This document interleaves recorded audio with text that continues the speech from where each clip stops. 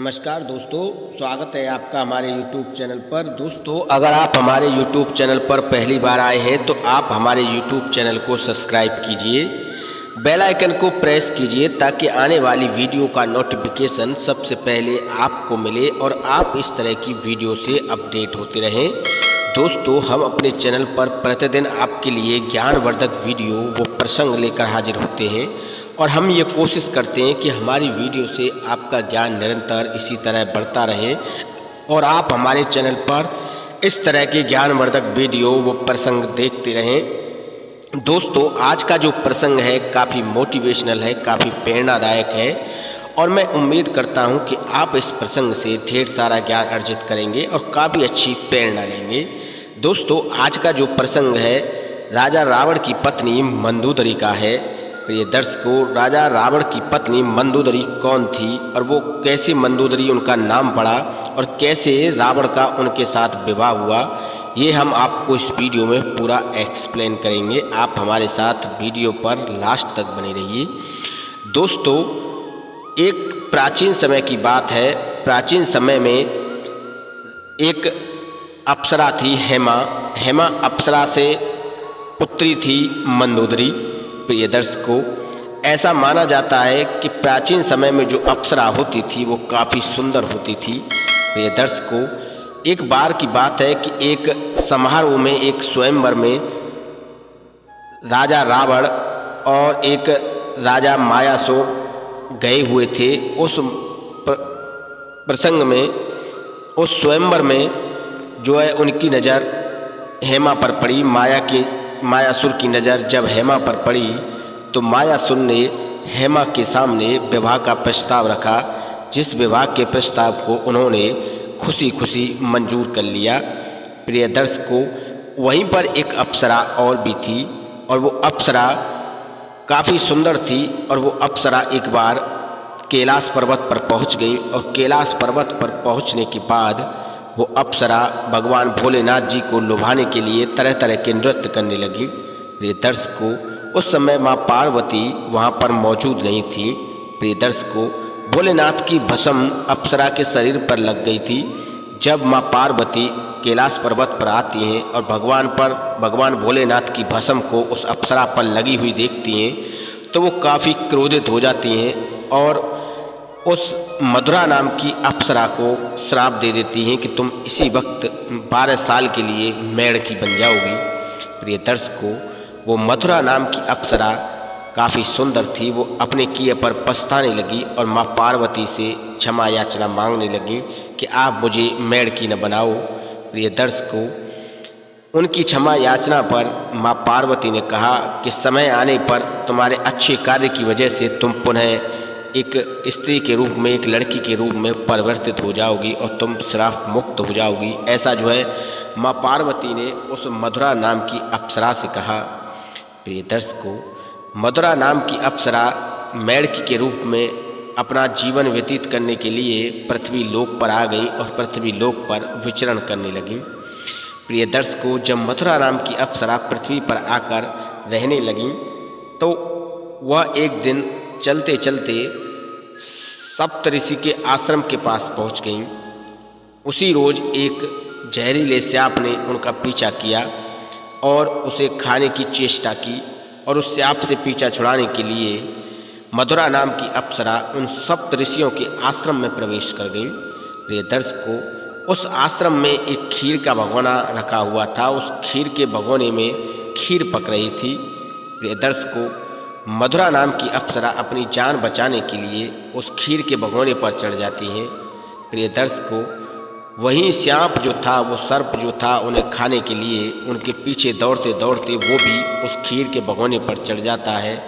जब मधुरा नाम की अप्सरा जो मेढ़की बनी हुई थी वो इधर उधर सांप से अपना जान बचाने के लिए भाग रही थी तो सांप उनका पीछा कर रहा था तो वो सांप उस भगोने में गिर जाता है और उस भगोने में गिरने के बाद उसकी मृत्यु हो जाती है क्योंकि खीर काफ़ी गर्म थी।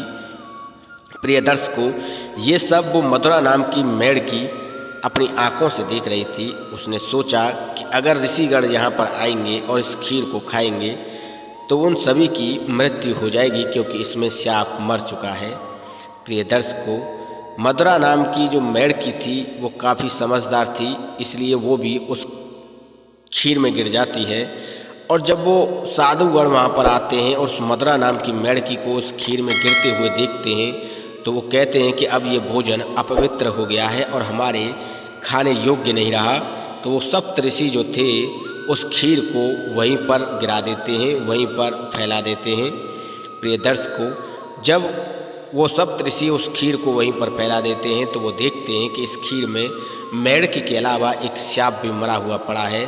तो वो फौरन समझ जाते हैं कि मेढ़की ने हमारी जान बचाने के लिए अपने प्राणों का बलिदान दे दिया। प्रिय दर्शकों, सप्तऋषि जो थे वो काफ़ी पहुँचे हुए और काफ़ी ज्ञानवान और काफ़ी शक्तियों से संपूर्ण थे। वो अपनी शक्तियों से उस मेढ़की को पुनर्जीवित कर देते हैं और वो मेढ़की को पुनर्जीवित करने के बाद एक लड़की का रूप दे देते हैं, एक बच्ची का रूप दे देते हैं। प्रिय दर्शकों, सप्तऋषि जो थे वो काफ़ी पवित्र थे, वो उसे अपने पास नहीं रखना चाहते थे, इसलिए वो सप्तऋषि उस कन्या को मायासुर के यहाँ पर पहुँचा देते हैं। राजा मायासुर से कहते हैं कि इस सप्तऋषि उस मायासुर से कहते हैं कि इसे आप अपने संरक्षण में ले लीजिए और पूरा समस्त वेदांत वो राजा को बताते हैं। राजा मायासुर जो था वो काफ़ी बलवान था, काफ़ी योग्य था और काफ़ी चर्चित था। वो राक्षसों का राजा था और वो एक विश्वकर्मा था, यानी कि अपनी मायावी शक्ति से वो कहीं भी नगर और महल बना सकता था। प्रिय दर्शकों, राजस्थान के जोधपुर के पास मंडोर जिले में उसने एक मंडोर नाम का महल भी बनाया था जो अपनी पत्नी हेमा को रहने के लिए दिया गया था। प्रिय दर्शकों, एक बार उस राजा मायासुर ने रावण को अपने यहाँ पर बुलवाया और अपनी बेटी मधुरा, जो कि आगे चलकर मंदोदरी का नाम दिया गया था, उनसे मिलवाया। रावण मंदोदरी को देखकर काफ़ी खुश हो गया, क्योंकि मंदोदरी जो थी वो अप्सरा की बेटी थी। प्रिय दर्शकों, जब वो अप्सरा की बेटी थी तो मंदोदरी भी काफ़ी सुंदर थी, काफ़ी चरित्रवान थी। प्रिय दर्शकों, रावण ने उनसे विवाह करने की इच्छा जताई तो राजा मायासुर ने उन्हें कबूल कर लिया और राजा मायासुर ने राजस्थान के जोधपुर के पास जो मंडोर नगर है, उस मंडोर नगर में ही ऐसा बताया जाता है कि रावण के साथ उसकी शादी करा दी। प्रिय दर्शकों, जब मंदोदरी की उसके साथ शादी हुई तो एक वचन मंदोदरी ने लिया कि वही सबसे बड़ी प्रमुख रानी होंगी।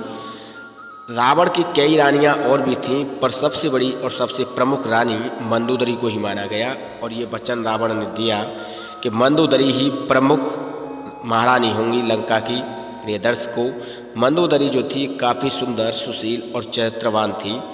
प्रिय दर्शकों, जब रावण ने माता सीता का हरण किया था तब मंदोदरी ने राजा रावण को ये समझाया था कि आप अपने वचन का पालन कीजिए और महारानी सीता को श्री राम के हवाले कर दीजिए, उन्हें सौंप दीजिए और उनसे क्षमा याचना मांग लीजिए।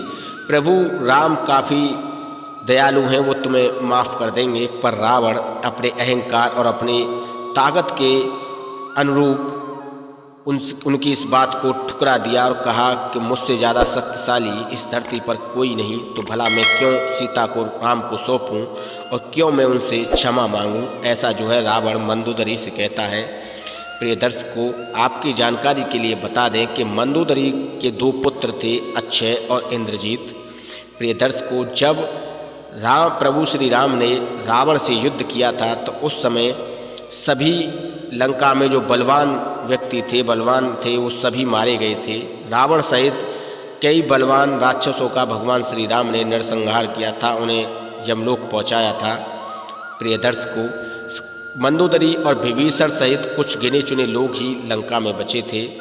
शास्त्रों के अनुसार ऐसा माना जाता है कि जब भगवान श्री राम से रावण के नाना ने कहा कि अब तो आपने लंका पर विजय पा ली है, अब आप ही इसके पालनहार हैं, आप सिंहासन ग्रहण कीजिए, तो प्रभु श्री राम ने उनसे कहा कि नहीं, हम अपने सीता के लिए ही यहाँ पर युद्ध किया था, हमें किसी राज्य की अभिलाषा नहीं है, हमें किसी सोने की लंका की अभिलाषा नहीं है।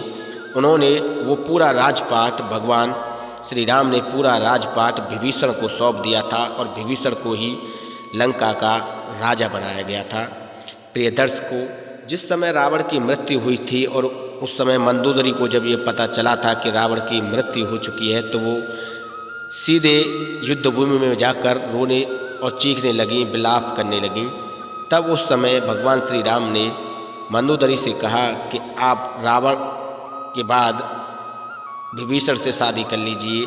पर मंदोदरी एक पतिव्रता स्त्री थी, उन्होंने अपने पति के अलावा किसी की तरफ आंख उठाकर नहीं देखा था, तो उन्होंने इस प्रस्ताव को ठुकरा दिया और अपने आप को एक महल के अंदर जो कमरे बने हुए थे उसमें कैद कर लिया। काफ़ी समय बाद जब वो महल से निकली तो उन्होंने विभीषण से शादी करने की इच्छा जताई, पर वेद पुराण शास्त्रों में इसका कोई मत नहीं मिलता है कि मंदोदरी ने विभीषण से शादी की थी। यह सिर्फ एक काल्पनिक बातें हैं। काफ़ी विद्वान और योगी लोग भी ये बताते हैं कि मंदोदरी ने विभीषण से कभी विवाह नहीं किया। तो कुछ जगह पर ऐसा मत पाया गया है कि विभीषण से मंदोदरी की शादी हो गई थी। प्रियदर्श को ये थी मंदोदरी के बारे में संपूर्ण जानकारी, किस तरह मंदोदरी का जन्म हुआ और किस तरह उनकी शादी राजा रावण से हुई और किस तरीके से रावण की मृत्यु हुई। प्रियदर्श को मंदोदरी को ही रावण की एक दिव्य बाण के बारे में पता था, जिसकी जानकारी श्री हनुमान जी ने पता कर ली थी मंदोदरी से। मंदोदरी को बातों में बहला फुसलाकर हनुमान जी ने उस दिव्य बाण के बारे में पता लगाया, जिससे भगवान श्री राम ने रावण का वध किया। प्रियदर्श को ये थी संपूर्ण जानकारी मंदोदरी के बारे में। हम उम्मीद करते हैं कि आपको जानकारी अच्छी लगी होगी और आप इस जानकारी से काफ़ी अच्छी प्रेरणा लेंगे। प्रियदर्श को चैनल पर अगर पहली बार आए हैं तो चैनल को सब्सक्राइब कीजिए, बेल आइकन को प्रेस कीजिए ताकि आने वाली वीडियो का नोटिफिकेशन सबसे पहले आपको मिले और आप इस तरह की वीडियो से अपडेट होते रहें। हम अपने चैनल पर इस तरह की ज्ञानवर्धक वीडियो व प्रसंग आपके लिए लाते रहते हैं। तब तक के लिए नमस्कार, धन्यवाद।